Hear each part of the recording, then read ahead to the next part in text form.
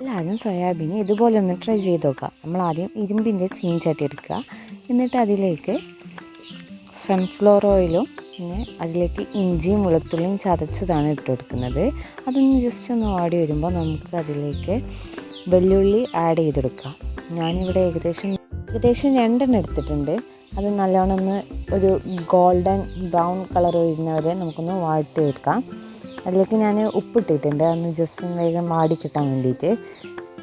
ഇതുപോലെ ഒന്ന് ബ്രൗൺ കളറിലൊന്ന് ആവുന്നവരെ നമുക്ക് വെയിറ്റ് ചെയ്യാം. എന്നിട്ട് അതിലേക്ക് മസാലപ്പൊടികൾ ഇട്ടെടുക്കുക. ഇതിലേക്ക് ഗരം മസാലയും കുരുമുളക് പൊടിയും ഞാൻ കുറച്ച് തോനെ ഇട്ടിട്ടുണ്ട്. ബാക്കിയൊക്കെ നോർമലായിട്ട് ഇട്ടാൽ മതി. എന്നിട്ട് നമ്മളതൊന്ന് വാടി വരുമ്പോൾ സോയാബീൻ ആഡ് ചെയ്ത് എടുക്കുക.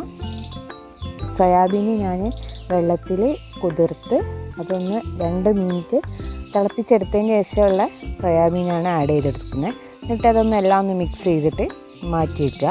ചെറിയ തീയിലിട്ട് ഇത് നല്ലോണം ഒരു ബ്ലാക്ക് കളർ ആവുന്നവരെ നമ്മൾ വെയിറ്റ് ചെയ്യുക. എന്നിട്ട് അതിലേക്ക്